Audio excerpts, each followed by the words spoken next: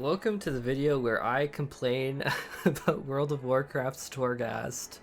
More Final Fantasy XIV content is on the way soon, and I am super excited to get it to you. But give me this moment. Give me this moment, this one video to talk about Torghast and my, I'd say concerns, but you know what? That ship has sailed. That ship has sailed so far away now because they actually went out of their way to make it even harder than it was, and they gave massive buffs, massive in my opinion, buffs to the monsters that were already terrible. The footage that you're seeing, by the way, was collected by me before the Torghast mobs were made even more ridiculous. And so when you see how HP spongy these things are, this is before. And when you see me get one shot, this is before as well. So yeah, let's talk about Torghast. So give me a second. I'm gonna try and do an elevator pitch. Have you ever tried Palace of the Dead? Have you ever tried Heaven on High? Did you find them fun? Did you find them engaging? Did you find them exciting? Did you find them rewarding? Giving you loot, giving you new housing items, giving you new awesome titles like the Necromancer, giving you this cool little funky house thing that I put in my FC house because I farmed Heaven on High like an absolute madman? Well, just imagine it, but 1,000 times worse. And you have Torghast.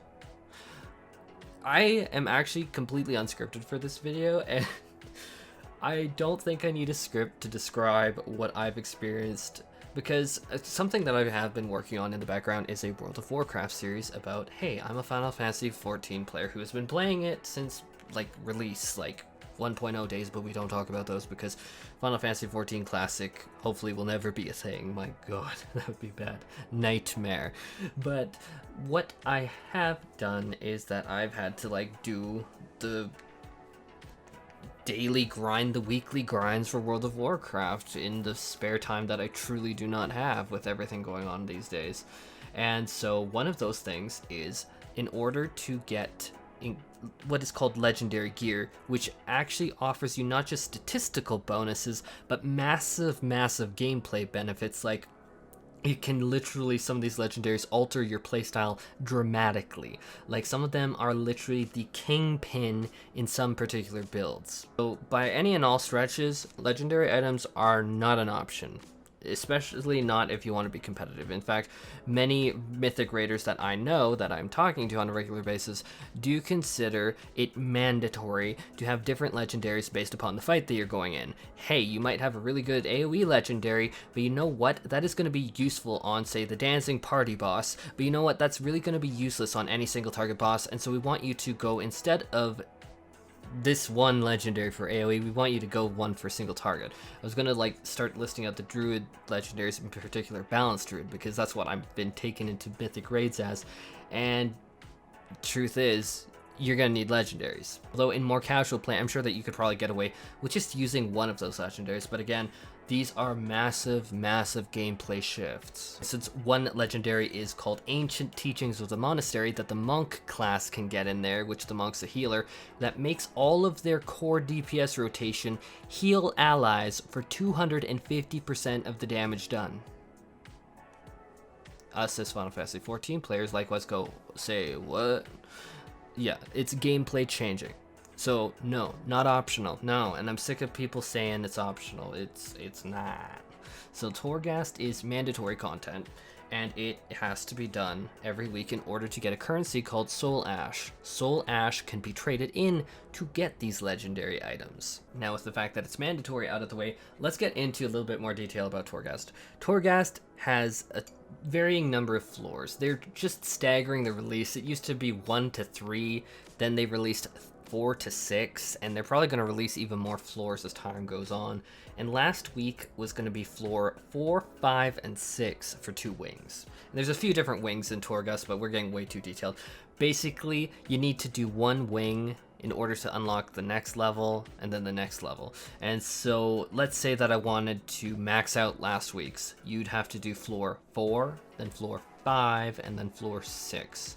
And then you'd need to go to the other tower, and then you'd need to do 6. And so that's a minimum of 4 runs of Torghast in order to complete it last week. Who knows what it's going to be next week, and supposedly there's a limit on it. I don't know. I really don't know, but supposedly there is. I haven't seen it. But what we have in Torghast is that we need to do multiple runs in order to collect soul ash. And so the thing about this is that mobs are supposed to get a little bit more difficult each floor that you progress, and likewise anyone coming from Palace of the Dead is just like, oh, okay, I'm familiar with this idea that, hey, things are going to get a little bit more hairy as the deeper you go. But the issue is, when we're talking about Torghast, none of the mobs really present any kind of challenge. And I mean that in the most genuine way possible, trying to not be too snarky. They just don't. These are literally just giant HP sponges, as the footage this entire time that's running in the background is showing. Like, these are massive HP sponges, to the point where I literally got so frustrated that I was literally on Discord with my friend, and I'm just like, what the hell am I doing? I'm just like, in the time that it took to clear this dungeon, I could have done so much stuff, so many other things. And I came, for the record, from my series, which I guess, spoiler alert, I came because I want to try out mythic raiding. I want to see what is it like. I want to improve as a player of MMORPGs, as a content creator. I want to learn new things. And to me, that's one of the most important things about any career. I cringe of calling this a career, I guess, but I want to always improve in whatever I do. I don't like doing things to just half-butt it. I go all the way. And so for me, it's Mythic Plus and raids, because Final Fantasy XIV doesn't have the concept of Mythic Plus. And there's a huge video that I've been working on editing for a while now on how I'd like to see Mythic Plus in Final Fantasy XIV. And it's still in the works, because there's a few kinks that I want to work out on it, because I want to do plus 15 Mythic keying myself, which I do not have the gear right now, especially because my time is so limited to be able to get that yet. In my personal circle of friends, have I seen someone do a plus 15? I don't think so, not yet, but that's one of my goals before that video, just so that, like, when I'm like talking about the pros and cons and how I'd like to see it implemented, I want to see it all the way. But I totally digressed. My point is, I didn't come there for Torghast. I didn't come down for a worse version of Palace of the Dead or Heaven on High. Palace of the Dead and Heaven on High, I actually really liked. I did it so much, and I did it more than just leveling. I mean, that's one thing that... Actually, let's get right into that. Torghast, its rewards are soul ash. Oh, and you can get a few specific legendaries from there as drops if you're lucky. And likewise, I've gotten a few legendaries from it, which is, like, thank goodness. But the fact of the matter is, Heaven on High and Palace of the Dead were showering you in loot. They were showering you in materials. They were showering you in the ability to purchase unique weapons. They were allowing you to level your characters. You would get random loot, like, I think that you were getting dyes at the time. It's been a few years, so I might be a little out. But you were getting little packets of loot, little things that made it really feel worthwhile. And in Torghast, in World of Warcraft, you're just not getting that. It's like pass or fail, basically, because you're not going to get a legendary from like some random floor. Like, in order to get soul ash and that legendary, you need to completely complete all of the floors and kill the boss. And I mean, fair, that makes sense to most people, right? But the problem is the other points. And I mean, just to tie this one up, my point of that and the reward structure is that the reward structure is weak. It's all or nothing, absolutely nothing. And I mean, that's fine, it's fine, but the issue is gonna be that the gameplay mechanics later on that I'm gonna talk about make it so that it's not really realistic. So, how to say it? I'm just going to say the stats on everything is really inflated. It does not feel like fair, fun content. It feels like massively HP spongy mobs. And I'm going into Torghast with someone that has done tons of mythic raiding. Someone that has played this game for literally over a decade. Like, we're talking about someone that knows what they're doing and has parsed very high on, like, raiding. And it's like, I'm not buying that it's meant to feel this HP spongy. Like, it got to the point, and I'm gonna try and speed up the footage when I'm in editing, when I'm over this part, of the boss that was at the end of this one run, and just look at how HP spongy this is. And thank goodness I'm playing a tank with a lot of self-sustain and defense, which I really do like the Guardian Druid. I know a lot of people are gonna be like, cringe. But, dude, it feels like a Final Fantasy XIV tank. You pop your cooldowns, you mitigate ahead of time, you can catch up with Frenzied Regeneration. I am a fan. I also like the fact that Druid just lets you play literally everything in the game, and cat weaving Druid really does it for me.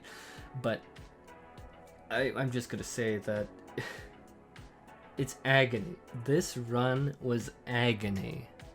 And then I'm going to swap to other footage, because now you've seen the HP spongy part, but look at this final boss of this other floor that we did. And note that we did a full clear.